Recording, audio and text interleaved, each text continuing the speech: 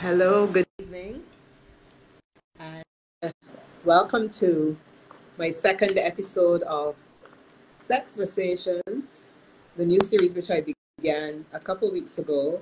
And it's a space for adults where we really want to have an intimate conversation about relationship issues, relationship challenges, and to sort of help us to improve our marriages, to improve our individual selves, because when we get better as individuals, then our relationships get a whole lot better.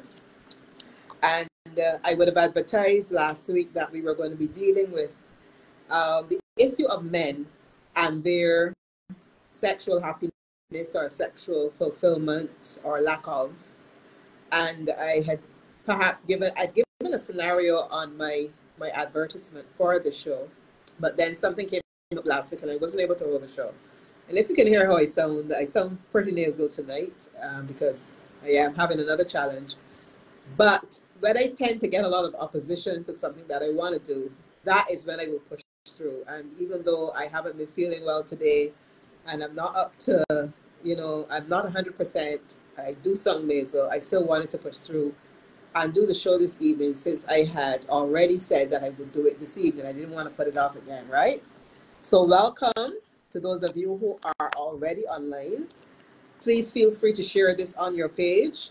I know people come back and they view it after, and I will be posting it on my other social media platforms afterwards. But I'm only live on Facebook this evening, and we are going to be answering some critical questions with respect to sex, men, and marriage. And I put up a post just a few minutes ago, which sought to bring that home, what we would be talking about this evening.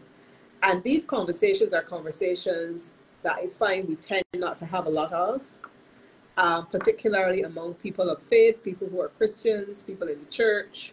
It doesn't really matter who you are. I find that sometimes these conversations are still very taboo. People are still very ashamed or afraid to venture too deeply into having these kinds of tough conversations. But through my experience with counseling, I have recognized that these issues are issues that still impact a lot of marriages. It still impacts a lot of relationships. So there are things that we do need to discuss and we do need to talk about them to, to shed light. Because only when we bring light to something can there be growth or there can be improvement. If we leave it in the dark, we're not going to get very far. Now, I don't want to prolong the session tonight, especially since, as I said, I don't feel too well. But there are a number of questions that I have formulated. I spoke about the scenario with Trevor. I said that Trevor is a man who has been married. I didn't say how long he was married, but I said that he has been married. The marriage is past the honeymoon phase, which went well. But now that he's into, I would say the continuous season of marriage. It's past that first exciting phase. Now that he's into the continuous season of marriage, he's finding that his relationship is not what he thought it was going to be. And I referenced in my ad some parts of the wedding vows that most people still use today. There is one that says, "With my body I thee worship." I'm not sure that that is used a lot, but it still does exist. Some people may still include it in the traditional vows. And then there is the "to have and to hold from this day forward." And then there's "the two shall become one." These are all phrases that we hear a lot and we associate a lot with marriage. Yet we're not sure that women, and I say women because there tends to be a marked difference in how men and women view sex in life, period, and definitely even in marriage. Um, I am not sure if there's a lot of thought given to what these words may mean or these phrases may mean. And it would be interesting to conduct a poll to ask women, when you hear this phrase, with my body I thee worship, or I you worship, I worship you with my body, what does that mean to you? Um, as a woman, what would that mean to you as a wife? That's another discussion. That's another discussion for another time. But our scenario basically acknowledges that there's a difference between Trevor and his wife with respect to how they each see their sex life as a couple.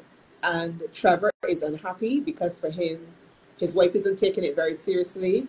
And we didn't go into a whole lot about why she wasn't, but we just said she wasn't. So there are some key questions that I want to emerge out of that scenario. And I don't think I'll be able to deal with all these questions tonight, but I found that they're all critical to this discussion. So perhaps we will do a part 1 and a part 2, because I want to keep the discussion kind of tight so that I can post it on other platforms, and then if we need to come back to it, we will. And the first question that we're going to ask is a wife's refusal to have sex with her husband a form of sexual violation? We hear a lot about people being sexually violated. And we can look at that in a number of ways. But is a wife's refusal to have sex with her husband a form of sexual violation? That's one question. Number 2, does a man have the right to feel sexually emasculated when his wife refuses to have sex with him? Right? That's question number 2. Number 3, what about sexual deviance? Is there such a thing in marriage, especially when the Bible says that the marriage bed is undefiled? So can you have sexual deviance in a marriage because the Bible says the marriage bed is undefiled? Does that mean that anything goes? Is there space to draw the line? And all of these are related to the scenario with Trevor. Are there conditions under which it is okay for a wife to refuse her husband's sexual advances? Is it okay for a wife to say no? And if that's the case, when is it okay for her to say no? What happens when all of a wife's emotional needs and her security needs have been met? I didn't want to say financial, because I know that for a lot of us women, there is a big, for some women, there is still that financial need, but some women may see it more in terms of a need for security, to feel secure, right? So that's how I phrase it. In a situation where a wife's emotional and security needs are being met, yet she says no repeatedly, what could be the bigger problem? Because I know I hear this quite a lot. Up to a couple of days ago, I heard this on a TikTok video where the woman who was speaking was saying, if you're a woman and you're turned off of having sex with your husband, usually it's because your emotional needs aren't being met. And we hear that quite a lot, so that's nothing new. But what about cases, because the guys were speaking in the chat of her video, and some of them were saying, but I do all these things. I meet my wife's emotional needs. I take her out, I give her flowers, I compliment her, I tell her I love her, I cook, I clean. She doesn't have to worry about money. Even if she works, she doesn't have to worry because I take care of the major bills. So there are men saying that they do all of these things. They meet their wife's needs for security, they meet their wife's emotional needs, yet the women never initiate sex, or they're not really into it. Okay, they may still say no repeatedly, and they seldom are intimate with their husbands, in spite of the fact that all their needs are seemingly being met. So when that happens, is there a bigger problem? And we don't know if that is the case in Trevor's scenario, right? Are there principles, or what kind of advice can we give to somebody like Trevor, right, who is sexually unhappy, so that this aspect of his marriage can be fixed? Are there principles that Trevor can apply? Is there something that he can do to fix this issue with his wife? And how can he be helped to articulate his hurt in a way that could win his wife over? So you see all those questions? We definitely can't answer all those questions tonight. So we're going to do a part 1 and we're going to do a part 2. And I'm going to try tonight, Right. I'm going to try tonight. And please excuse me if I have to wiggle my nose a bit or sip a bit of my ginger tea, which I'm drinking, to kind of help me with how I'm feeling. Right? Um, but we're going to try to answer 3 of those questions this evening as our part 1. And then we're going to do the other 3 in another video. And this is a question that should interest the men, right?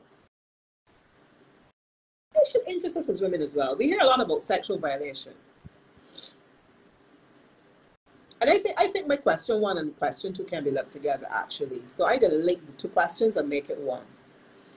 Is a wife's refusal to have sex with her husband a form of sexual violation? That was my number 1 question. And then my number 2, which I would say is a part B to number 1. Does a man have the right to feel sexually emasculated when his wife refuses to have sex with him? We hear a lot about sexual violation of women.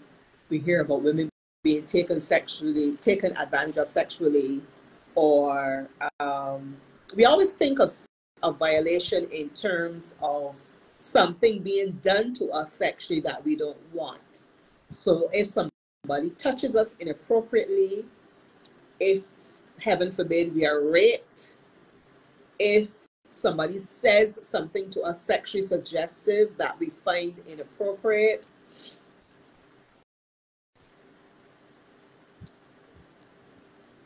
if somebody exposes us to something sexually that we don't wish to be exposed to, whether it is something on video, you know, something is done inappropriate to us that we don't appreciate sexually.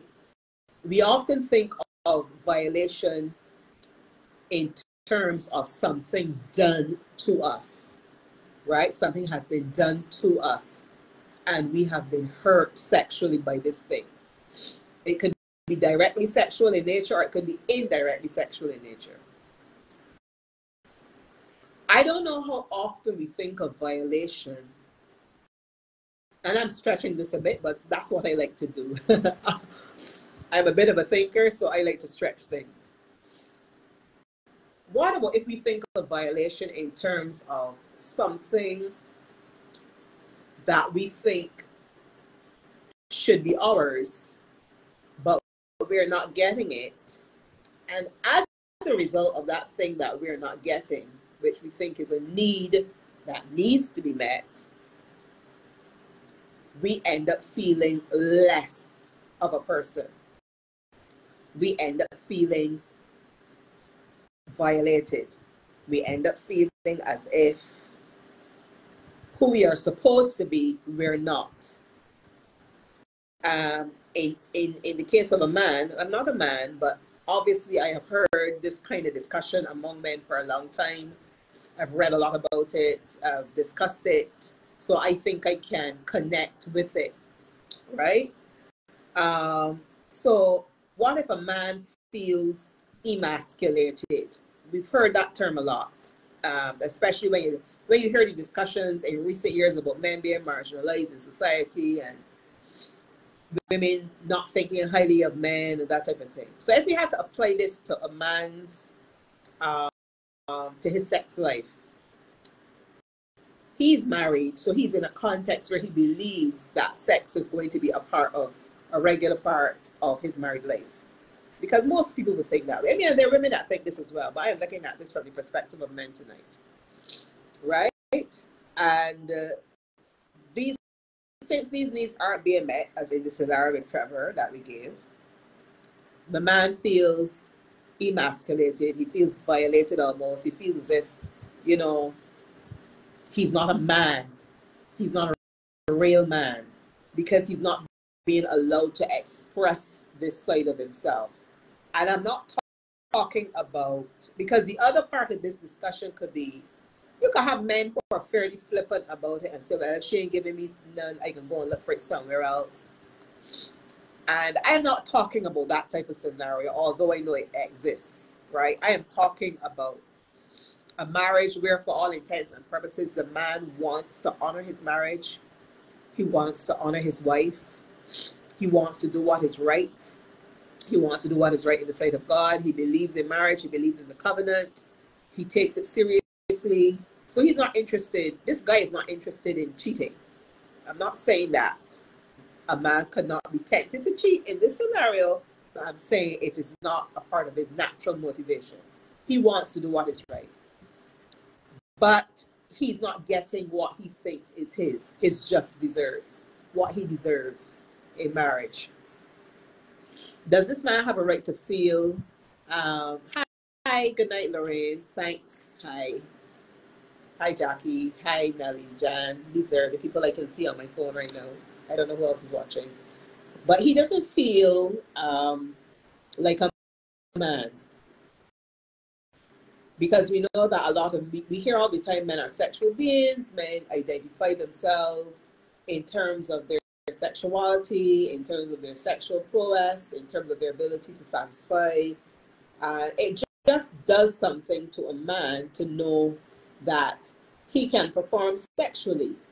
And within the context of marriage and a covenant, obviously a man, as I said earlier, is going to expect that this is going to be a feature of his married life.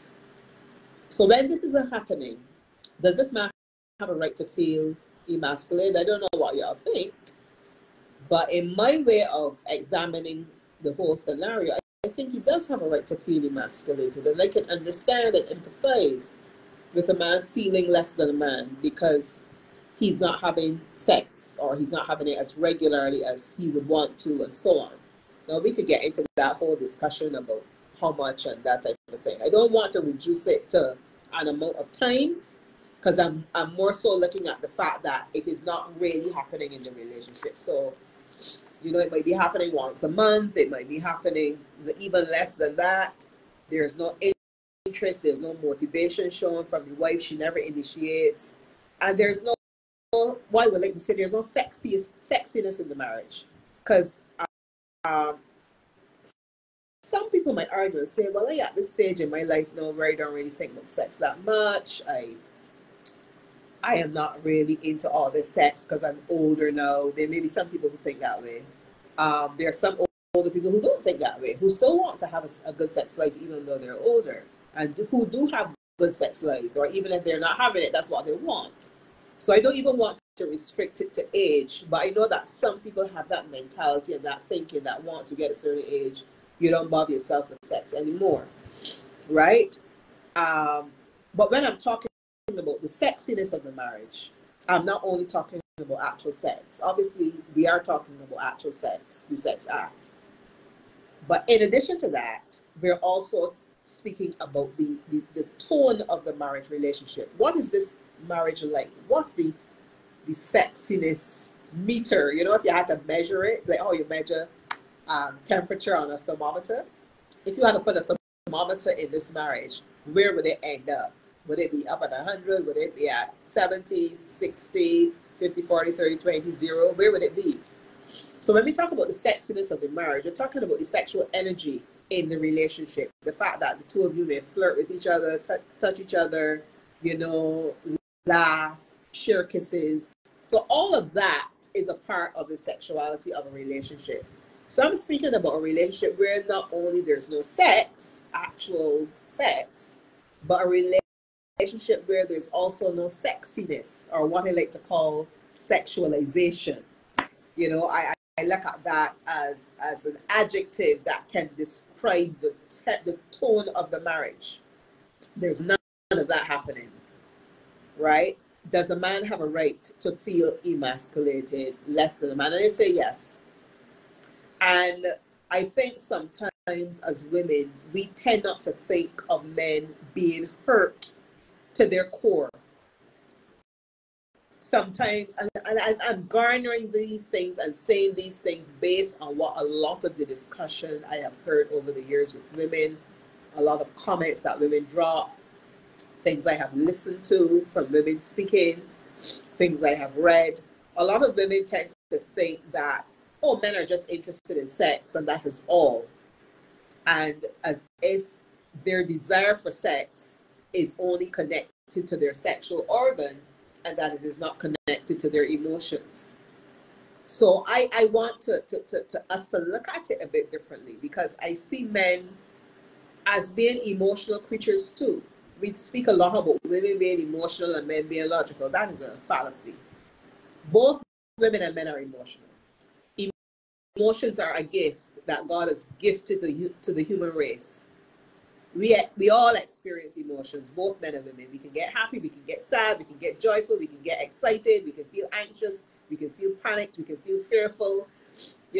All of these are emotions that we all experience.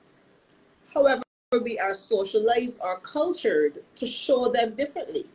So we say women are more in touch with their emotions because society says it is okay for a woman to be emotional. Society rubber stamps a woman crying, right?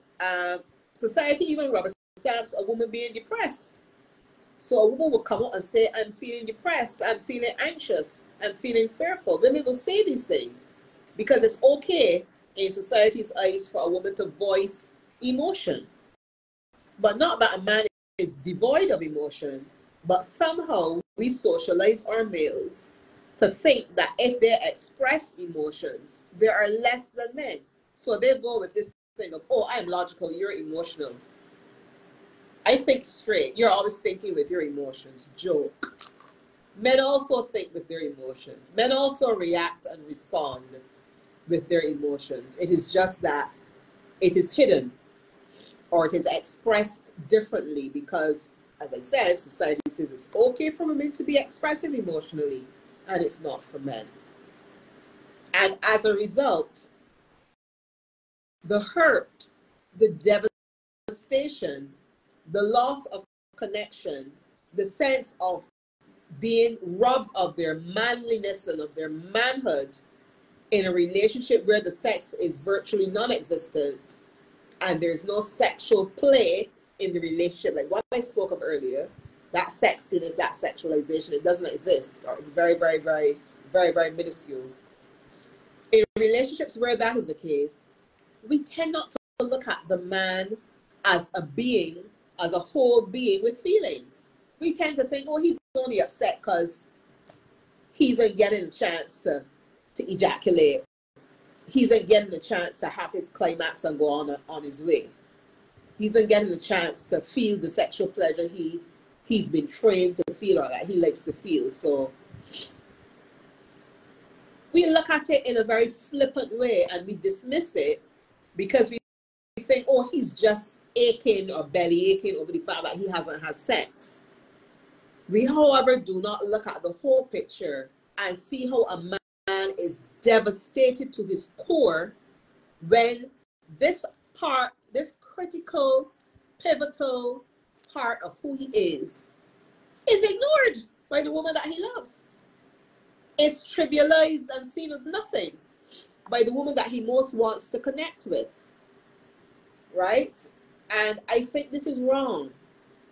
And that is why I'm talking about this tonight, because I think it is something that needs to be said. And as I said earlier at the beginning, give me a minute.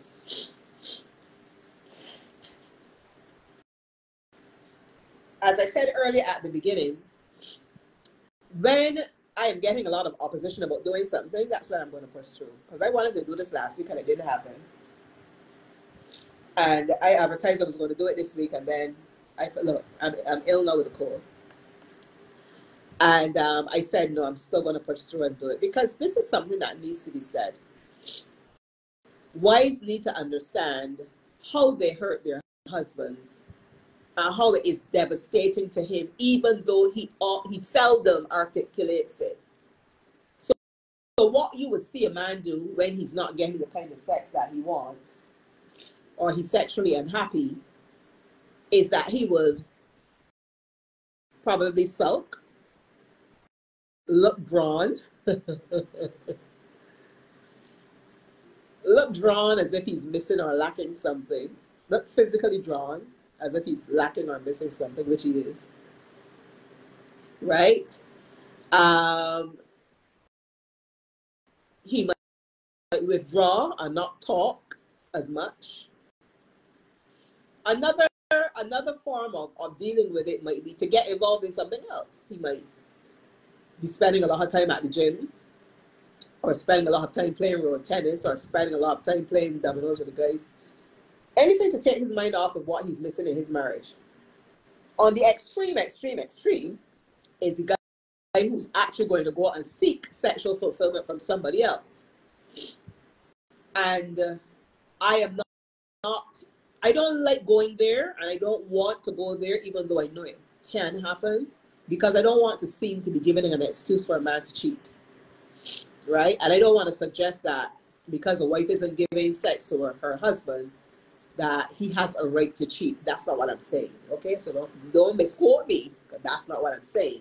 However, while I'm not saying that, it is naive of a woman to think that even though her husband may love her, that she isn't opening him up to a volatility that could cause him to be tempted in this area of need, of critical need, where because he's not getting it from her, everything else out there begins to look real sweet, real rosy, right?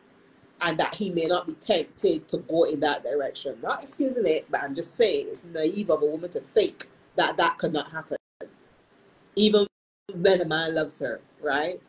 But more so than looking at the cheating, which could happen, as not excusing it, but even before looking at anything like that, I am looking at the hurt, the devastation, the sense of emasculation, the sense of disconnection that a man could feel because he's not having the type of sexual relationship with his wife. So I've answered two questions in one. Yes, I think he has a right to feel sexually violated, and I'm looking at violation in a different way to how we tend to look at it. I'm looking at violation as something being done to you that you don't want. Amazing, right? You don't want that your wife is not sexually intimate with you. You don't want to feel that sense of disconnection. You don't want to feel as if you're nothing. Yes, Lorraine is saying I was just going to ask if that would not lead him to go out. Yes, it could. It could influence him into stepping outside his marriage. I'm not excusing that. I'm not saying it's okay for him to do that, but I'm saying it could happen. It could also, and this is something I have heard a lot of men speak about. Well, I would say a lot in terms of numbers, but I've heard it spoken of by men. Because men value that whole sexual experience and sexual expression and that sense of, I don't know, freedom or whatever that comes with sex for men. If it's not happening in their marriage, again, another bad habit could be born, and that bad habit could be pornography as a form of replacing what they think they're missing. Now, I know they're men. Now, I am experienced in counseling couples in a lot of these areas, and I know they're men whose wives are sexually available and whose wives want to have sex with them, but there's an issue there because the man is addicted to porn. That's a different discussion for another time. So again, I am not saying that it's okay for a man to turn to porn because he's not getting sex from his wife. That's not what I'm saying. Because I know there are men whose wives are very willing and able, but they're not going there because they're fixated with pornography, because the pornography gives them a different type of high. And there are cases even where there are men who are so addicted to porn that when they get to with their wives, they cannot perform. They have erectile dysfunction and other types of issues because it takes pornography, sometimes in its most gross, most graphic form, to get them sexually aroused. And that happens when you become addicted to porn, right? So that is a different discussion that we could have at another time. But what I'm saying is, a man could also experiment with porn, not necessarily at the addiction stage, but he could experiment with porn and masturbation if he's feeling he's not getting what he wants from his wife and he wants a sexual release, so he goes that route. Or even just with fantasy and masturbating, right? So yes, this thing is something that can affect men, can affect husbands in marriage where they feel emasculated, they feel as if their manhood is being stripped from them. The next question is, what about sexual deviance? Is there such a thing in marriage with the marriage bed being undefiled? Now, some of you may be aware that there's a scripture that talks about marriage is honorable and the bed is undefiled. Some of you may not know that that's in the Bible, but it is. Marriage is honorable and the bed is undefiled. And some take it to mean that once that marriage bed is undefiled, I can do anything and everything in there and it is fine, it is rubber stamped, good to go. I brought this up. I put that question there because I was thinking that in a case like Trevor, the husband who is not getting the type of sex he wants, he's not getting sex as often as he would want with his wife and so on. Could it be a case where the man is into what we would, or what some of us may see as sexually deviant behavior? Because what you might think is deviant, another person may not think is deviant. But what is sexual deviance? You know, if it does exist, could it be something that is in the relationship, or that he's trying to introduce her to things that she doesn't want to do?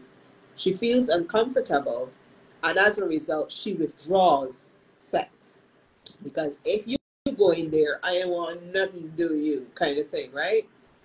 And I am thinking, yes, I think that there is something called sexual deviance, and I am going to think of it more in terms of behavior that can be harmful both to you or harmful to your spouse.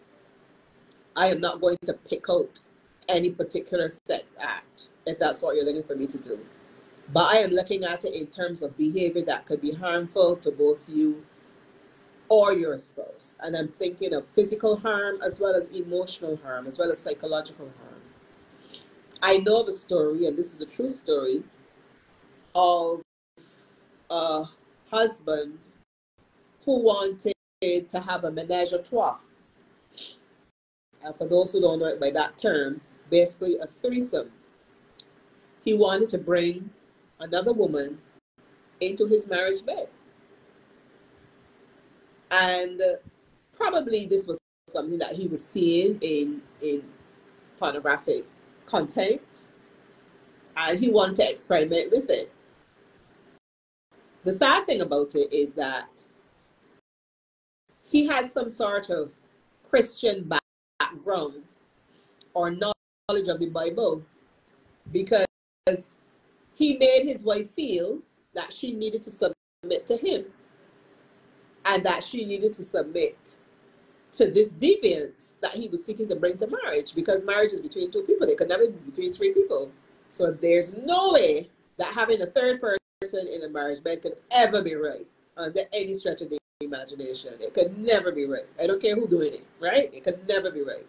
Does not belong in a marriage, right? And I think, if I'm not mistaken, that she gave in. I think she capitulated and she gave in. And with this woman, this other woman. And obviously, she would have experienced that feeling of violation herself, right? The person who was counseling her, this is not a local scenario, the person who was counseling her, or who dealt with the situation, was basically telling her, you can't love your husband to the point where you allow him to do something to you which is going to devastate and destroy who you are, right? In the name of love or in the name of submission. No, right? And the message being given is that if you love, there are times when love has to be tough, right? Love has to make tough decisions. Love has to say no at times. Love doesn't always say yes. So we who are parents know that. We parent our children when they're small, we love them, but that doesn't mean we say yes to everything that they want or say yes to everything that they want to do. The same applies to a marriage relationship. Because you love someone, it doesn't mean, or even because they're your spouse and y'all have covenanted together, that you say yes to everything. So yes, there could be deviance in the marriage bed. There could be acts or behaviors that one of these partners want to introduce that could be harmful psychologically, physically, emotionally to the other partner, or something that he or she just does not prefer to do. And if he or she does not prefer to do it, and there's no agreement between the two of you to do it, then that no must be respected, whether it's no from the wife or no from the husband. But I introduced that question here because I was thinking that there could be some sexual deviance leading her to say no, right? And the message I want to send with that particular question is, as I said just now, we have to feel comfortable at times saying no. We don't always have to say yes. And we don't have to think that because we love someone, we just have to receive or accept everything that they're bringing to the table, especially if it makes us uncomfortable, right? But I am not coaching or discussion only in that area. That is a one-off or a type of no that can be happening in the marriage that is understood because there's a background there to it. The wife doesn't want to be involved in certain things, so she's saying no. And then that's a discussion that they would need to have to kind of come to an agreement about respecting each other's wishes. And if a husband wants to bludgeon his wife, psychologically, or make her feel guilty about refusing to do certain things, he's also wrong, right? So because I'm talking about women acknowledging that men feel hurt when they feel sexually rejected, does not mean that I'm saying that a woman should embrace any and everything that a man wants to do in the bedroom. Understand where I'm coming from? That's not what I'm saying. But I'm saying that as women, we still need to understand how men feel when they're sexually rejected. And I'm saying that they're human beings with emotions, and we need to acknowledge how they feel, that feeling of rejection, that feeling of being emasculated, of not being a real man, and all that. We need to understand that they are emotional creatures as well. Never mind, they tend not to focus on it, or even describe themselves that way. We still need to acknowledge it, right? And then I think the last question I'm going to deal with tonight, and I'll leave the other three, I think, for part 2, would be, are there, and this is linked to what I said just now, but I guess it would open it up to some more reasons. Are there conditions under which it is okay for a wife to refuse her husband's sexual advances? And what we said just now would be one of those reasons, right? We would have said if he wants to introduce something that she perceives is deviant, or if he wants to introduce something that she does not feel comfortable with, if she feels violated by what he wants to do, that is one area that would relate to this other question. That is one area that we discussed just now in the previous question. But this question now suggests that there may be other areas. Are there conditions under which it is okay for the wife to not accept her husband's sexual advances? And one of the areas that I often hear, put a little mark here so I would remember that this is where I stopped. One of the other areas that I often hear a lot, and I would have mentioned it earlier when we started the discussion, is a woman's feeling that her emotional needs are not being met, or that she's not being listened to, she's not being respected. The saying that goes around, I am not my hair, especially with Black women and all the focus on natural hair or processed hair. I am not my hair, Hair. We could take that and relate this to I am not my vagina. I am not my vagina. I am not just a vagina.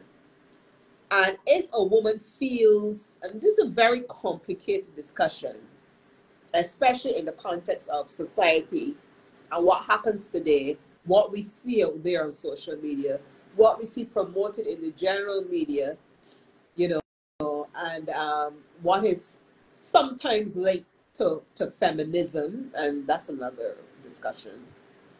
Sometimes linked, I say, because not always, not all feminists feel the same way about certain types of behavior that people see as free, etc.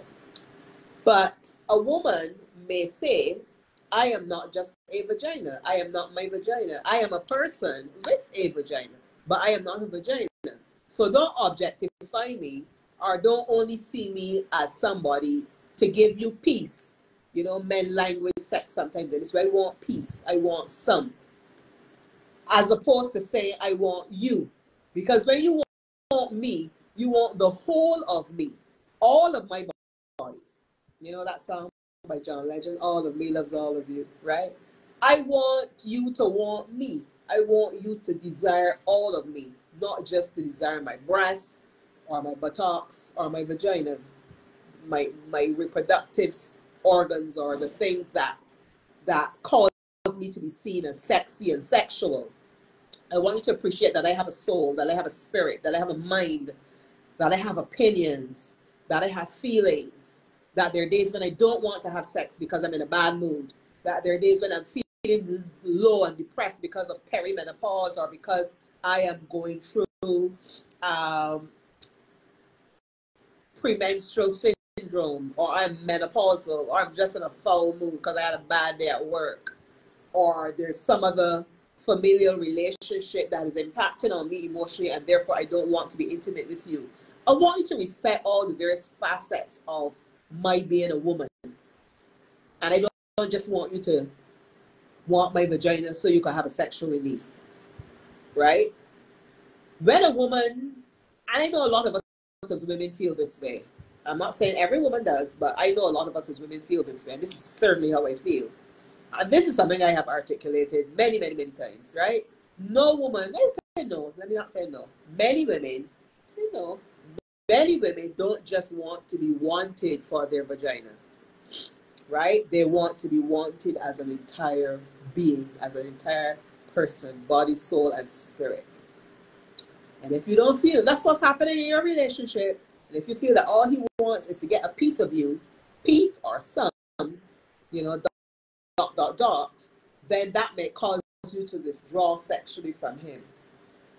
But if you don't articulate this for a man to understand, I guarantee you he will be clueless, because he doesn't see sex in that same way, even though he too is emotional, even though he too has feelings, right?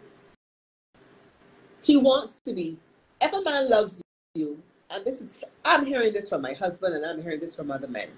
If a man loves you, he wants to be sexually connected to you. He wants to show you that he loves you with sex, right? And even though that is the case, we also understand that for a lot of men, sex is almost like a knee-jerk reaction, is almost like a thing they do with this external part of their body hanging in front of them. You know, it is penis centered, it is ejaculation centered, and that is what it is for a lot of men. And for us as women, that is what we feel based on how some men behave. So they don't cultivate a proper relationship outside of the bedroom. There's no sex begins in the kitchen, and there's a book by that name. There's no sex begins in the kitchen. There's no hand holding. There's no flowers. There are no nice messages sent via text. No, we have phones now to text. Back in the day with just the other kind of phones, there are no phone calls. You know, there are no secret love letters. There's no romance. There's no, even if you take those romantic things out, because not everybody make you romantic in that kind of traditional way. Even just doing nice things for you, like cooking a meal, or bringing you a cup of tea, or rubbing your feet because you're tired, giving you a back massage or a neck massage, washing your car, cleaning up outside to make you happy, keeping an area of the home that you like clean and tidy, and not leaving the shoes and socks at the door, not leaving the toilet seat up, just being thoughtful. All of those things can communicate love. But if those things are not happening, but you just want to turn up in bed at night, or turn to you, husband just wants to turn up in bed at night, or turn to you at 3, 4 o'clock in the morning when he's having an erection so he can get a release, then you're going to feel offended. You're going to feel that this is not what I want. This is not what I signed up for. Let me see what Lorraine is saying. But I would not want to make him angry or go and try it with other women, but I wouldn't want to do it. So, how as a couple, I'm not seeing the rest, can we discuss my no? That's a very good question, Lorraine. You don't want him to go to other women. You're unhappy with what he's doing, right? You don't like what he's doing. Because you don't want to drive him into the arms of another woman. But you want to be able to discuss your no. And that is where communication comes in, right? And the catch-22 is this. The catch-22 is this. Can I repeatedly say no to my husband, but still help him to be in a frame of mind where he's willing to listen to what I have to say? That's a question to ask yourself. And this might not be the same for every woman. It might not be the same for every marriage. Is there a scenario where, I'm not talking about giving into deviance like what I said just now, because that's totally unacceptable. But is there space in a relationship where, even though you're not getting all of your emotional needs met, or you're not maybe getting any of them met, he's not doing nice things to you, for you, should you just say no, carte blanche, no sex until you behave, and then expect that he's going to listen to you when you speak? Or should you meet him halfway, just asking, by still taking care of his sexual needs, not to be manipulative about it, but taking care of his sexual needs as a means of opening the gates, as it were, for discussion about how you are unhappy sexually, right? I know not everybody might feel the same way about that. That's like women saying, unless he apologizes, I'm not having any sex with him, right? Some people do say that, right? Unless he apologizes, I'm not having any sex with him. He has to say sorry. If he doesn't say sorry, no sex. End of story. I'm not doing any makeup sex. Now, it would depend. For me, it depends on the scenario. I have no issue with makeup sex in principle, but I think if there's something huge that has happened, like he had an affair, he did something that is perhaps dishonest, like took funds from your account without telling you, and used a lot of funds for something that was trivial, something that was really bad he did. I don't think makeup sex should be used in those types of scenarios to try to patch things up.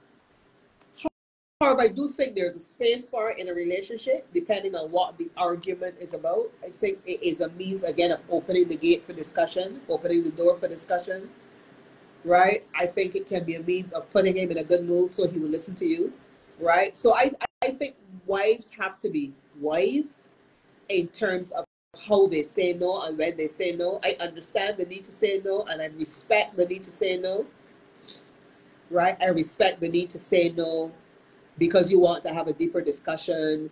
You want to feel that, as I said, you're more than a vagina. You're not just a vagina. I am not my vagina. I am a woman, a whole woman, body, soul, and spirit. I want to be spoken to as such. I don't want to be objectified. So I can understand that and I respect that. But having said that, we hold this intention, which means that we hold the two things, which are seemingly against each other intention, understanding that we still have to see both things at the same time.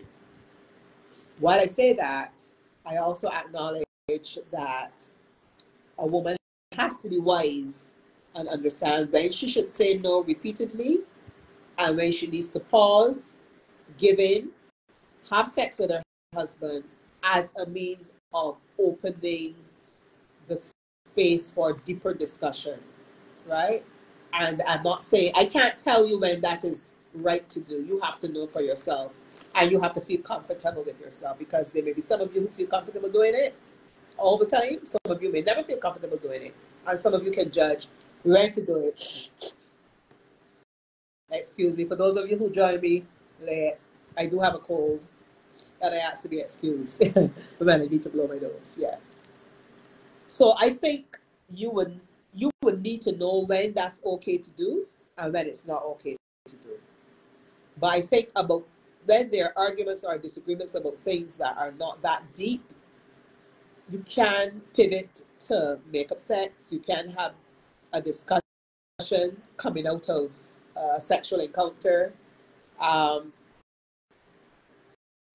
don't think a woman should just shut down on her husband totally because she's emotionally unhappy.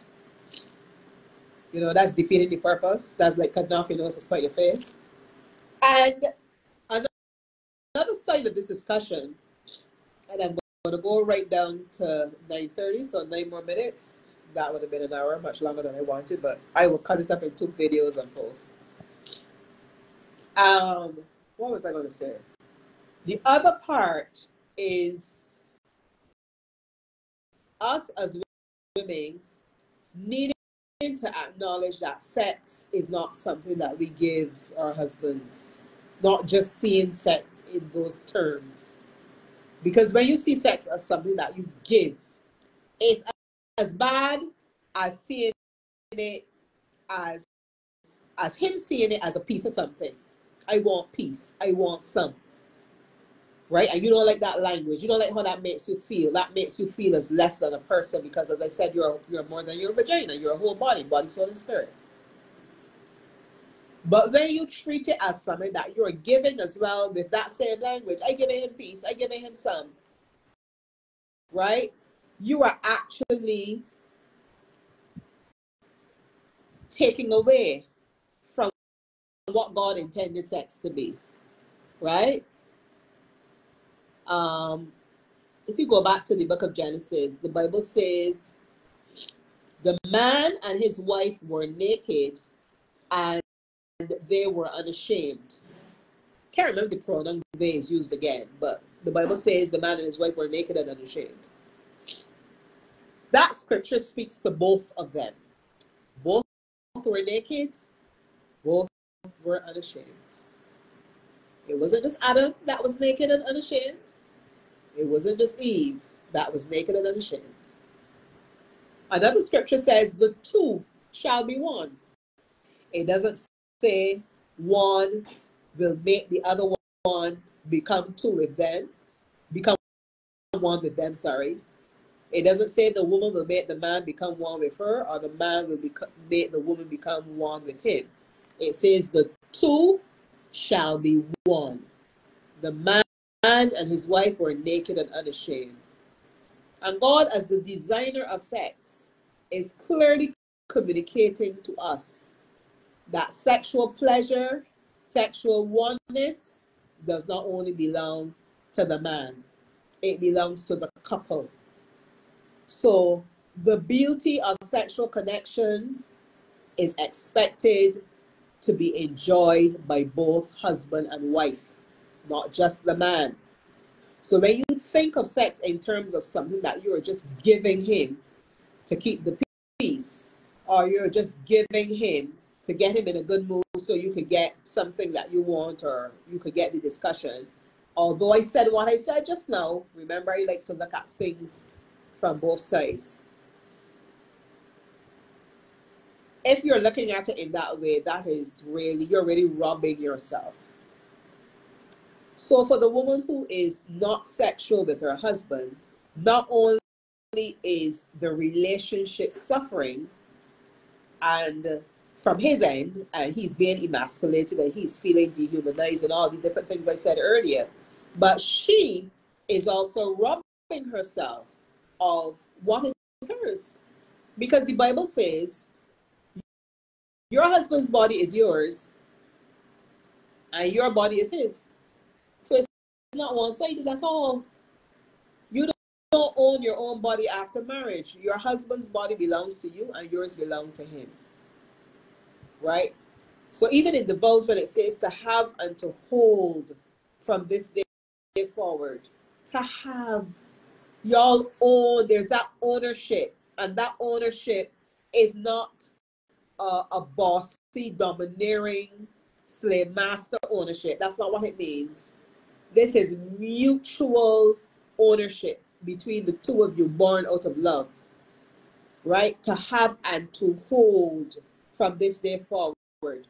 Y'all have each other. Y'all belong to each other then from this day forward, and you hold and connect. You become one with each other from this day forward, right? That's what the covenant is about. So whether or not you had sex before marriage, or that has nothing to do with this. When that covenant is established, you're starting on new ground. You're starting on fresh ground, right? And this is what is intended. So as a woman, when there's no sexual connection in the relationship, or there's minimal sexual connection in the relationship, it is not only impacting the husband, but it is also impacting you. You are robbing yourself as well. So in tackling the issue, you're not only tackling the issue for your husband's benefit, but you should be tackling the issue for your own benefit, right? And that can lead us down another pathway where we look at women and sex. And we will come to that discussion eventually, right? But I'm not going to major on that tonight, but I just wanted to add it in because I don't want us to think that sex is one-sided, and that when we're looking at it, we're only looking at pleasing the man and making him sexually happy, while that's the woman's responsibility, and she doesn't have to worry about her own sexual fulfillment or her own sexual enjoyment, etc. Right? So just to recap before I wrap up, basically speaking, we were looking at a scenario of a Trevor who was not having sex with his wife because, after the honeymoon phase and all of that had died down, she was not taking this whole thing about to having to hold, to becoming one with my body ID worship. She ain't want no worship. She ain't about that kind of worship. She ain't about that.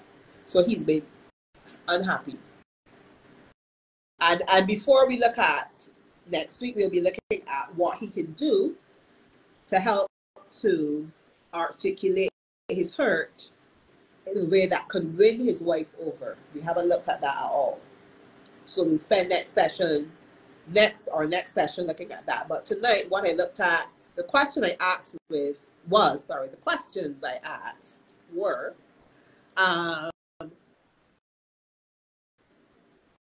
is a wife's refusal to have sex with her husband a form of sexual violation? Could we see it as sexual violation? And I tended to say yes.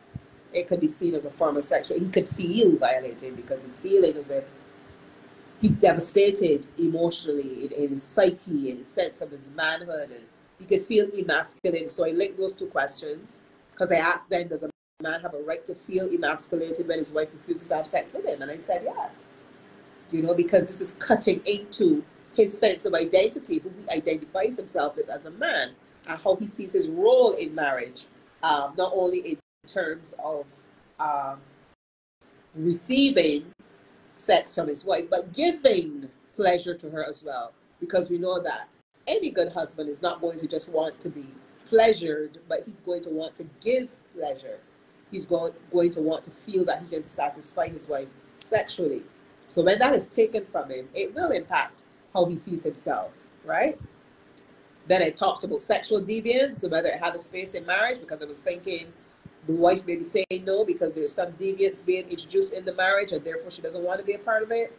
And I acknowledge that yes, there could be deviance, and a wife does not have to feel pressured to do everything or say yes to everything that her husband wants in bed, because at the end of the day, there must be mutual agreement. There must be mutual agreement, and that is a discussion that would emerge out of a real intimate relationship, and having a good intimate relationship, so that nobody's trying to bludgeon the other over the head to force them into doing something that they don't want to do, right? And then I asked if there were conditions under which it was okay for a wife to refuse. And again, I said yes, there are conditions. A woman may not want to feel like if she's just a vagina. She may not want to feel like she's just a piece of meat. I want peace, I want some. She wants to feel accepted as a whole person. I said that. But I said we should hold that intention, because while I said that, I'm also saying that a woman still needs to tread cautiously and not just shut her husband out because she doesn't like how he approaches her, or she doesn't like something that he's doing, or even she might not even like the sex. It might not be what she thought it would be. So she shouldn't shut him out because of those things. Those are things that should create the impetus for dialogue, the impetus for communication about sex. And ironically, I didn't say this, but I'm saying now, sometimes we can talk about all kinds of things, and we find it so difficult to talk about sex, even between even with the person that you've had it with or that you have it with. That is something that is so difficult, because we still hold it in taboo, and it is still something that even though you're doing it, you still find it difficult to discuss, even with the person that you're having it with or that you've had it with, right? But these instances of unhappiness or non-satisfaction should create the impetus for discussion, right? So that the wife gets to express how she feels, and the husband also gets to express how he feels, right? Next time when we continue the discussion, we'll unpack the other questions. What happens when all of a wife's emotional and security needs are being met, but still she says no? What recourse would a husband have then? What could be the bigger picture that needs to be looked at? Then I said, then I asked, well, this is, yeah, what are the principles really, or the things that a man could do to fix his sexually unhappy marriage, right? How could Trevor, and Trevor is the man that we were using, how could he be helped to articulate his hurt in a way that could win his wife over? So we're going to be looking at some solutions next time around. But I want to thank all of you for logging on and joining me on this live. Please share it on your page so that more people get a chance to watch it. I will download and repost to my other social media channels. I didn't do Instagram Live, so I will post on IG as well as on TikTok in segments. But thank you so much for joining me this evening, albeit with my cold. I trust that by tomorrow I feel a lot better. But thanks so much for taking the time for joining me on Sexversations. We will have another opportunity next week, and see you then. Have a great evening, everyone. Bye.